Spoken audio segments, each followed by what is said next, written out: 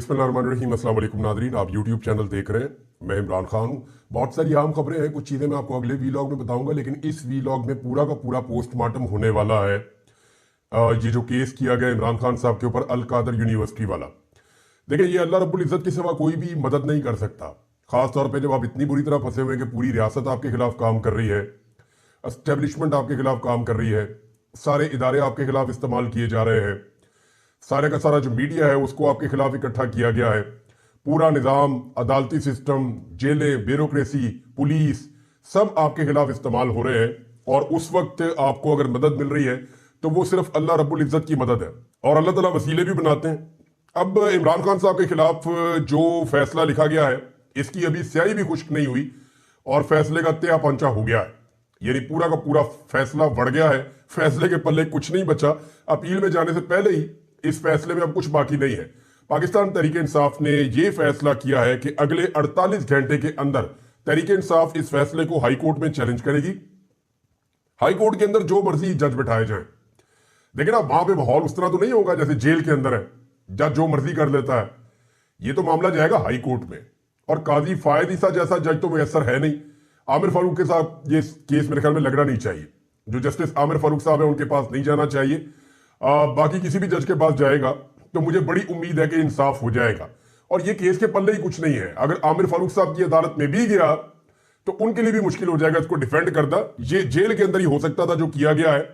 अब इस मामले में कुछ नए नुक्ते सामने आ गए हैं, और ये नुक्ते नए नहीं है, नुक्ते तो एक्चुअली पुराने हैं। लेकिन पूरा का पूरा फैसला जब पढ़ा गया, लगभग 150 के करीब इसके सफे हैं, जब पूरा फैसला तफसील के साथ पढ़ा गया तो चंद चीजें सामने आ गई हैं।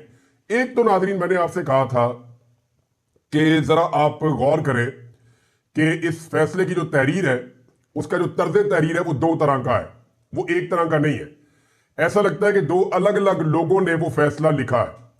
यानी पहले आप वो सुने, मैंने आपको क्या कहा था 2 दिन पहले जब ये फैसला आया था, वो जरा चंद जुमले आप सुन ले, फिर आपको पता चलेगा कि मैंने वो बात क्यों की थी। फैसला लिखा गया है ना, इसकी जो तहरीर है वो दो तरह की है। ये एक आदमी का लिखा हुआ फैसला नहीं है। यानी तहरीर का एक हिस्सा ऐसा है जैसे लगता है कि ये पाकिस्तान की जो कानूनी लैंग्वेज है उसके अंदर वो लिखा गया है। वो जो तरीकाकार है हमारे यहाँ पे स्टीरियोटाइप एक चलता है वो है। और दूसरा एक हिस्सा जो है उसका वो ऐसा लगता है कि वो कहीं और किसी और लेवल के लोगों ने लिखा है।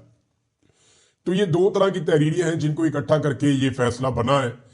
तो इसलिए जरा फैसला भी आपको पता है फिर टाइम लेता है। तो नाज़रीन, मैं अभी आपको बताता हूं कि ये दो तरह की तहरीर क्यों है और ये मामला क्या है। और इसकी जो अभी निशानदेही है वो अहमद नूरानी साहब ने जो बरतानवी अदालत के अंदर फैसला हुआ था वो लाकर सामने रख दिया है। और उस फैसले के नतीजे में जब वो सामने आया तो सारी कहानी उलट गई। मुतीउल्लाह जान साहब ने और दीगर कुछ और सहाफियों ने, साकिब बशीर साहब हैं और कुछ और दोस्त हैं, उन तमाम ने यह करार दे दिया है कि अब इस फैसले की कोई कानूनी हैसियत रही नहीं। इस फैसले को मुकम्मल तफसील के साथ पढ़ने के बाद सलमान अकरम राजा साहब, जो इमरान खान साहब के वकील भी हैं और बड़े बायनाज वकील हैं, पाकिस्तान के बड़े तगड़े लॉयर हैं, मैंने उन्हें खुद देखा सुप्रीम कोर्ट ऑफ पाकिस्तान में जो है। मैं स्पेशली उनको सुनने के लिए गया था कि मुझे पता चले, मैं देखूं इनको केस लड़ते हुए, क्योंकि बहुत तारीफ हो रही थी इनकी उन दिनों में। तो मैंने जब सुना तो मुझे वाकई अंदाजा हुआ कि सलमान अकरम राजा साहब एक बड़े मजबूत वकील हैं, बड़े मजबूत तरीके से अपने दलाइल और अपनी बात अदालत के सामने रखते हैं। सलमान अकरम राजा साहब ने भी चैलेंज कर दिया। उन्होंने कहा जी पूरे पाकिस्तान के वकीलों को चैलेंज करता हूं, कोई बड़े से बड़ा वकील आकर बैठ जाए मेरे सामने और झूठा साबित करे और गलत साबित करे और यह साबित करे कि इस केस में इमरान खान साहब को सजा बनती है। यहां इमरान खान साहब को सजा बनती नहीं। अब एस्टेब्लिशमेंट को अपने इस बनाए हुए केस पे बड़ा नाज था, क्योंकि ये वो वाहिद केस है जिसे एस्टेब्लिशमेंट ने सबसे पहले बनाया था और इसके ऊपर बड़ा जोर लगाया था। एस्टेब्लिशमेंट के अंदर बैठे हुए 2-4 दिमागों को ऐसे लगता था कि उन्होंने बड़ा कारनामा किया है, बड़ा जबरदस्त काम किया है और बड़ा जबरदस्त कोई केस पकड़ा उन्होंने। मैंने उस वक्त जो सवालात उठाए थे वो सवालात आज तक वैलिड है। उन सवालात का जवाब आज तक ना एस्टेब्लिशमेंट दे सकी है, ना उनका जवाब आज तक प्रोसिक्यूशन दे सकी है, और अदालत के अंदर उन सवालात को नजरअंदाज करके ये फैसला सुनाया गया है। वो सारे सवालात दोबारा जाकर हाईकोर्ट के अंदर वैलिड हो जाएंगे। अब हुआ यह है कि कुछ चीजों की निशानदेही जो अब हुई है ये इससे पहले भी सामने आ चुकी है। 24 नवंबर 2023 को बड़े मायनाज जर्नलिस्ट हैं सुहेल रशीद साहब, इन्होंने और मरियम नवाज साहिबा ने और कुछ और लोगों ने, मैंने भी देखा, इन्होंने भी इसको रिपोर्ट किया था उस दौर में जब कादी फायद ईसा साहब इस फैसले के साथ जुड़े हुए थे, इस मामले के साथ जुड़े हुए थे। और कादी फायद ईसा साहब ने जो 2 नंबरी की, आज वो एक मरतबा फिर बेनकाब हो गई। यानी आप पाकिस्तान में गुज़िश्ता 2 साल के अंदर जो जुल्म हुआ, जबर हुआ, नाइंसाफी हुई, बेईमानी हुई, फ्रॉड हुआ, इमरान खान को जितना विक्टिमाइज किया गया, आप 2 साल के रिकॉर्ड में जो चीज निकालेंगे उसके अंदर से आपको काजी फायद ईसा की शक्ल आपको नजर आएगी। आपको पता चलेगा कि बुग़्ज़ और अनाज से भरा हुआ ये शख्स हर चीज के लिए जिम्मेदार है। तो काजी फायद ईसा को आपने भूलना नहीं है, काजी फायद ईसा इसके अंदर भी शामिल थे। अब जनाब कहानी क्या है? कहानी ये है, इसको और सिंपल कर देते हैं। मैं कानून की लैंग्वेज में नहीं जाता, आम आदमी को समझ नहीं आती, मैं आपको और सिंप्लीफाई करता हूं, क्योंकि मुतीउल्लाह जान ने तो फैसला पढ़ के सुनाया और ये पेपर जो है वो दोबारा से सामने लेकर आए, जो बरतानवी अदालत का फैसला था उसको सामने लेकर आए जनाब अहमद नूरानी साहब। ये उनकी बहुत बड़ी काविश है। लेकिन अब मैं आपको और सिंप्लीफाई करता हूं, इसको जरा और सादा करके देखें। मलिक रियाज को एक जुर्माना हुआ था सुप्रीम कोर्ट ऑफ पाकिस्तान में 460 अरब रुपए का। यह जुर्माना मलिक रियाज को इसलिए हुआ था कि कराची में बैरिया टाउन के लिए उन्हें ओने पोने जमीन दी गई थी। अब होना तो यह चाहिए था ना, सारे फिक्स हो जाते उसके अंदर कि दी किसने है। अब ये डीलें कराची वाली तो जरदारी साहब ही करते हैं ना, या सिंध गवर्नमेंट करती है। बहरहाल यहां रुक जाते हैं कि मलिक साहब को जनाब हो गया जुर्माना सुप्रीम कोर्ट ऑफ पाकिस्तान में कि जनाब 460 अरब रुपए लाके जमा कराए। मलिक साहब ने मान लिया जमा करवा देता हूं। इस बीच में मलिक रियाज के पैसे फ्रीज हो जाते हैं बरतानिया में। यह वो पैसा है जिसमें से पैसा इस्तेमाल करते हुए मलिक रियाज के बेटे ने कोशिश की, या उन्होंने डबल पैसा अदा करके हसन नवाज से 9 अरब इजाफी अदा करके उनका वो अपार्टमेंट लिया था। लेकिन उसके बाद ये पैसा जो है वो फ्रीज हो जाता है। जब बरतानिया की नेशनल क्राइम एजेंसी इस पैसे को फ्रीज करती है तो मलिक रियाज जो फैमिली है उनका और बरतानिया की नेशनल क्राइम एजेंसी का आपस में एक मुआहदा होता है, और इस मुआहदे में यह तय पाता है जो बात छुपाई गई है इस फैसले में। इस मुआहदे में तय पाता है कि मलिक रियाज ये पैसा पाकिस्तान लेकर जाएंगे, लेकिन यह मलिक रियाज का पैसा नहीं होगा। यह पैसा मलिक रियाज सुप्रीम कोर्ट ऑफ पाकिस्तान की जानिब से जो आयद करदा जुर्माना है उसके अंदर जमा करवाएगा। यानी बरतानिया में यह बात मलिक रियाज और एनसीए के बीच में तय पा गई थी कि यह पैसा सुप्रीम कोर्ट ऑफ पाकिस्तान का जो जुर्माना है मलिक रियाज उसके अंदर ले जाकर पाकिस्तान में जमा करवाएंगे। अब यह बहुत क्लियर हो गया मामला, यह तो वहां तय पा गया था, यह तो उसकी कंडीशन थी, और उनके फैसले के अंदर यह बात बताई गई। जो बरतानिया में अदालत का फैसला है जहां पे यह बताया गया जनाब आपका मलिक फैमिली का और एनसीए का एक मुआहदा हो चुका है, लिहाजा अब यह अकाउंट अदालती फैसला आ जाए कि इनको डीफ्रीज कर दिया जाए, क्योंकि डीफ्रीज तो अदालती फैसले से होंगे ना। तो एनसीए ने कह दिया जी हमारा इनके साथ मुआहदा हो गया और मुआहदे के मुताबिक ये पैसे ले जाएंगे और जाके वहां पे सुप्रीम कोर्ट ऑफ पाकिस्तान ने जो इनको जुर्माना आयद किया है ये उसके अंदर जमा करवा देंगे। ये वहां कंडीशन पहले से रख दी गई थी। पाकिस्तान की गवर्नमेंट इसमें इन्वॉल्व नहीं है। पाकिस्तान ने इसके अंदर एक टके की मेहनत नहीं की, कुछ नहीं किया। बरतानिया ने पैसे पकड़े, बरतानिया ने पैसे फ्रीज किए, बरतानिया ने कहा कि ट्रांजेक्शन आपकी ठीक नहीं है। मलिक साहब ने कहा पाकिस्तान में जुर्माना अदा करना है, उन्होंने कहा ठीक है ले जाओ पैसे जुर्माने में अदा कर दे, कहीं और नहीं देने। अब हुआ क्या कि इमरान खान साहब ने जो काबीना की मीटिंग बुलाई थी वो कब बुलाई थी? वो बुलाई थी 3 दिसंबर 2019 को। और ये पैसे कब जमा हुए थे?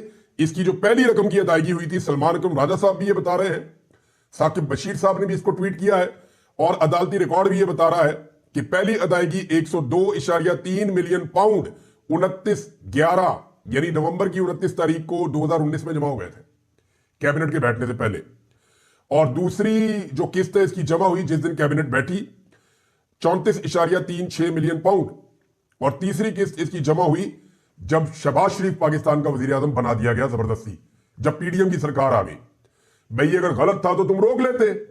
ये 11/5/2022 यानी 11 मई 2022 को जब शहबाज शरीफ की हुकूमत थी, तीसरी किस्त इसकी तब आती है जो कि है 34.49 मिलियन पाउंड। इस तरह 171.15 मिलियन पाउंड टोटल रकम है जो आकर जमा हो जाती है सुप्रीम कोर्ट ऑफ पाकिस्तान के जुर्माने के मद में। अब जनाब इसमें जो है वो मशरिक बैंक को भी बुलाया गया था काजी फायज ईसा के टाइम पे। काजी फायज ईसा ने नवंबर 2023 में इस केस को सुना था। काजी फायज ईसा ये आए बिल्कुल सितंबर के एंड में आए, 17 सितंबर को। तो ये उसके बाद अक्टूबर का महीना निकाला और फौरी तौर पे काजी साहब ने जो है वो ये वाला मामला निकाला कि इमरान खान साहब को भी इसमें फिर फिक्स करना है। हर मामले में उन्हें लगता था इमरान खान फिक्स होना चाहिए। तो यहां पे अल मशरिक बैंक को बुलवाया गया था सुप्रीम कोर्ट ऑफ पाकिस्तान को अल मशरिक बैंक ने लिखकर आगाह किया कि पैसा हुकूमत पाकिस्तान की मलकियत नहीं है। यह बरतानवी अदालत ने डी फ्रीज करने का हुक्म दिया है और कादी फायद ईसा ने जानबूझकर अल मशरिक बैंक का तस्करा किया, उनसे रिकॉर्ड मंगवाया, लेकिन उसके अंदर उनका तस्करा नहीं किया। रिकॉर्ड मंगवा लिया, लेकिन रिकॉर्ड मंगवाने के बावजूद इसको रिकॉर्ड का हिस्सा नहीं बनाया, इसका तस्करा नहीं किया। बहरहाल अब ये सारी चीजें रिकॉर्ड के ऊपर मौजूद है और ये सारी चीजें मुसीबत बन जाएंगी आने वाले वक्त में इस केस को डिफेंड करने वाली नैब और उनकी प्रोसिक्यूशन टीम के लिए। तो अब जो मैंने आपको क्लिप बताया था, जहां मैंने आपको कहा कि दो तरह की तहरीरें हैं, तो वो दो तरह की तहरीरें क्यों हैं? इनमें कुछ चीजें कॉपी पेस्ट की गई हैं बरतानवी फैसले की। यानी बरतानवी फैसला भी तो एक लंबा फैसला है ना। उस फैसले के अंदर से वो पैराग्राफ या वो जुमले निकाले गए जो इमरान खान को सजा देने के लिए दरकार थे, और वो पैराग्राफ और वो जुमले हज़फ कर दिए गए जिनसे इमरान खान साहब सजा से बच सकते थे।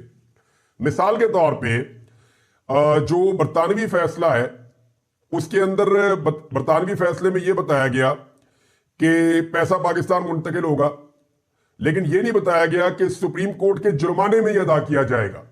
यानी ये दोनों चीजें उसमें लिखी थी ना। एक ये लिखी थी कि पैसा पाकिस्तान जाएगा, डी फ्रीज कर दो अकाउंट, लेकिन दूसरी चीज ये लिखी थी कि डी फ्रीज कर दो अकाउंट, पैसा पाकिस्तान जरूर जाएगा लेकिन जाएगा सुप्रीम कोर्ट के जुर्माने में। अब ये बरतानवी अदालत का फैसला था, लेकिन इसके बारे में कुछ भी नहीं लिखा गया, यानी इसको हज़फ कर लिया गया। तो इस तरह ये दो तरह की तहरीरें बनती हैं। एक बरतानवी अदालत का जो फैसला है, उनका जो तर्ज तहरीर है वो इसके अंदर शामिल है, वहां से कॉपी पेस्ट किया गया है उन पैराग्राफ को, उन जुमलों को, उन चीजों को जिनको इमरान खान के खिलाफ इस्तेमाल किया जा सकता है, और वो चीजें हज़फ कर दी गई हैं, वो चीजें इसके अंदर शामिल ही नहीं की गई जिससे इमरान खान की बेगुनाही साबित होती है। और ये पता चलता है कि मलिक फैमिली ने खुद से ये पैसा पाकिस्तान मुंतकिल किया था। पाकिस्तान की गवर्नमेंट की कॉन्सेंट जरूर शामिल थी, बाद में उन्होंने कैबिनेट के अंदर अप्रूवल भी ली थी। अब दो तरीके थे ना इमरान खान के पास, एक तो वो ये कहते हैं पैसा पाकिस्तान ना लेकर आओ, पैसा बरतानिया में फ्रीज हो गया, उन्होंने डी फ्रीज किया इस शर्त के ऊपर के ले जाओ पाकिस्तान जाके जुर्माना अदा करो। और इतनी बड़ी जब ट्रांजैक्शन होनी है, जब इतना ज्यादा पैसा पाकिस्तान में आना है, इससे पहले कभी आया ही नहीं इतना पैसा पाकिस्तान में, तो लाजमी बात है कि गवर्नमेंट को इन्फॉर्म किया जाएगा। अब गवर्नमेंट जो इस तरह के इकदाम आते हैं उनमें कैबिनेट की अप्रूवल लेती है। अब दो रस्ते थे, या तो इमरान खान का हमें पैसे नहीं चाहिए, रखो अपने पास ही, हम ये पैसे नहीं मंगाते, ये पैसे आप अपने पास रखे, हम जनाब आपके साथ मुकदमा लड़ेंगे, हम साबित करेंगे कि मलिक रियाज का ये पैसा करप्शन का, बेईमानी का, फ्रॉड का है। तो ये कैसे साबित करेंगे? ये तो पाकिस्तान में सारा का सारा जो आदमी रिटायर होता है मलिक रियाज का जाके गुलाम बन जाता है। तो यहां पे तो आप ये कर ही नहीं सकते। पाकिस्तान के अंदर तो ये चीजें मुमकिन नहीं है और बाहर भी ये मुमकिन नहीं है। पहले ही पाकिस्तान $100 मिलियन जो है वो इसके ऊपर लगा चुका है, ये इमरान खान साहब ने बताई बात। अब मामला ये था कि इन्होंने कहा पैसे आ रहे हैं मंगाओ पाकिस्तान में, जुर्माने में आ रहे हैं ना, तो जुर्माने में आ रहे हैं तो पाकिस्तान के पास ही ये पैसा आएगा ना, तो जमा कराओ सुप्रीम कोर्ट ऑफ पाकिस्तान के जुर्माने में पैसा, ये पाकिस्तान को पैसा वापस मिलेगा। तो इन्होंने फौरी तौर पे ये पैसा वापस मंगवाने के लिए कैबिनेट ने कह दिया मंगवा ले। अब इमरान खान को अकेले को उसमें फिक्स कर दिया। और अब यह भी साबित हो रहा है कि कैबिनेट की मीटिंग से पहले पैसों का सबसे बड़ा हिस्सा पाकिस्तान पहुंच चुका था और जुर्माने में अदा भी हो चुका था। तो बरतानवी फैसला जिसके कुछ हिस्से लगाए गए और कुछ हिस्से छुपाए गए, जब यह पूरा फैसला हाई कोर्ट के सामने रखा जाएगा तो फिर आप देखिए क्या होगा। फिर इसका नतीजा आपको वहां पे नजर आ जाएगा कि सारा का सारा केस उलट जाएगा। नाज़रीन, हुकूमत ने बड़ी चालाकी के साथ इसके ऊपर एक प्रोपेगेंडा खेलने की कोशिश की। उन्होंने कहा जी वहां यूनिवर्सिटी नहीं है, वहां तलबा ही नहीं है, वहां पढ़ते ही कोई नहीं है। उसके बाद बीबीसी ने इसके ऊपर डॉक्यूमेंट्री बनाई। बीबीसी ने सारा बताया कि जनाब वहां बच्चे पढ़ते भी हैं, उनका एक निसाब भी है जो बाकी यूनिवर्सिटी से कुछ मुख्तलिफ है। वहां सीरत नबी पढ़ाई जाती है, अरबी के बारे में बताया जाता है, कुरान पाक की तालीम दी जाती है, अहादीस की तालीम दी जाती है और साथ में जदीद उलूम भी पढ़ाए जाते हैं। पूरा उस यूनिवर्सिटी का एक निसाब मौजूद है। बीबीसी ने इस सारे मामले का जो है वो पोल खोल दिया और जो हुकूमत है उसका एक और झूठ पकड़ा गया, बल्कि हुकूमत एक दफा फिर बेनकाब हो गई है। राणा सनाउल्लाह साहब ने एक मशवरा दिया पाकिस्तान तहरीक इंसाफ को, यानी अब सांस चढ़ना शुरू हो गया है। राणा सनाउल्लाह साहब कह रहे हैं कि पीटीआई 9 मई से और 26 नवंबर से आगे बढ़ जाए। ये तो चीजें हो गई है ना, अब इनसे बाहर निकले, मुज़ाकरात करें। अगर इनके अंदर फंसे रहेंगे तो फिर आप आगे कैसे बढ़ेंगे?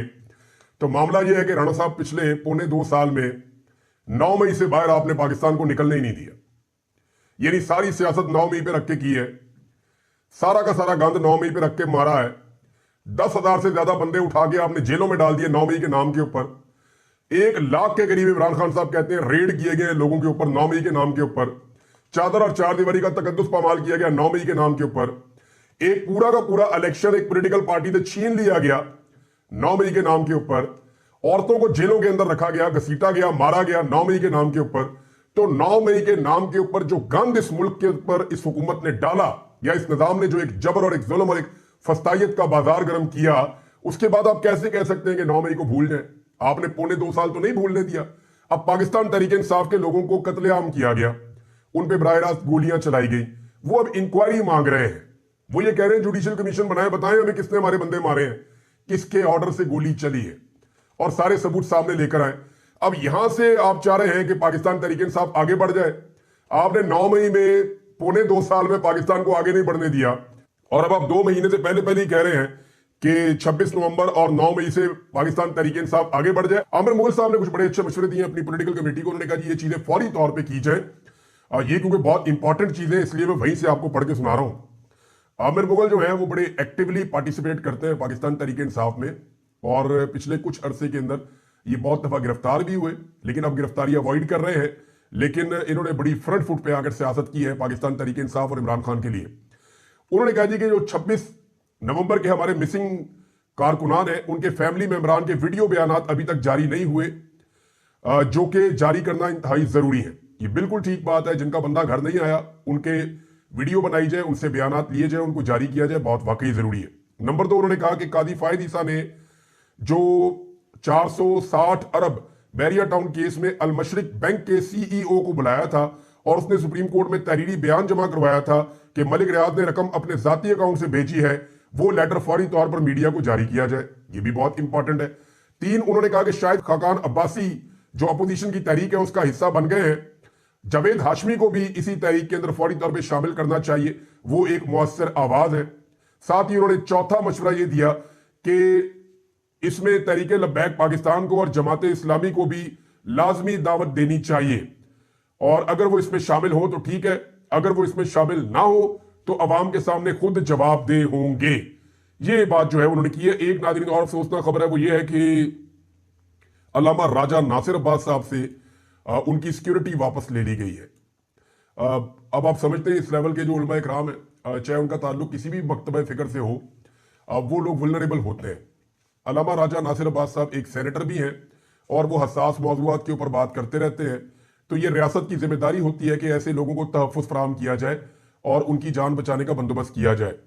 लेकिन जो मजलिस वहादतुल मुस्लिमीन है, उन्होंने ये क्लेम किया कि अल्लामा राजा नासिर अब्बास साहब की सिक्योरिटी वापस ली गई है। ये एक बड़ा खतरनाक इकदाम है। मेरे ख्याल में इसको फौरी तौर पे हुकूमत को होश के नाखून लेने चाहिए, और ये दबाव डालने के लिए अगर एक हथकंडे के तौर पे इस्तेमाल किया गया है तो ये हथकंडा इस्तेमाल नहीं करना चाहिए। आप किसी की जान से ऐसे नहीं खेल सकते, और इन चीज़ों के नतायज होते हैं फिर जो पाकिस्तान को भुगतने पड़ते हैं। ज़रूरी नहीं है कि सारे लोग आपकी पॉलिसी के मुताबिक चलें, ज़रूरी नहीं है कि सारे लोग आपसे इत्तफाक करें। जो इख्तलाफ राय वाली आवाज़ें हैं उनको बर्दाश्त किया जाना चाहिए। चंद दिन पहले आर्मी चीफ ने कहा था कि इख्तलाफ जो है उसको नफरत का बायस ना बनाए। मेरी भी एक इख्तलाफी आवाज़ थी, लेकिन देखें जब आप जबरी तौर पे लापता करते हैं, तशद्दुद करते हैं, जुल्म करते हैं, जबर करते हैं, कारोबार बंद कर देते हैं, नौकरियां छीन लेते हैं, तो फिर वो जो इख्तलाफ है वो नफरत में ऑब्वियसली बदलना शुरू हो जाता है। लोग रिएक्शन देते हैं, अपने आप को कंट्रोल करना लोगों के लिए बड़ा मुश्किल हो जाता है। तो सब लोग जो है उनका इतना बड़ा दिल नहीं होता जितना बड़ा दिल करके आज भी हम खबरें दोनों तरफ की सुना रहे होते हैं। तो सब लोगों का इतना बड़ा दिल नहीं होता, और सब लोग एक जैसे होते भी नहीं है। लिहाजा हुकूमत को होश के नाखून लेने चाहिए इस मामले में। अब तक के लिए इतने, अपना ख्याल रखिएगा, अपने चैनल का भी। अल्लाह हाफ़िज़।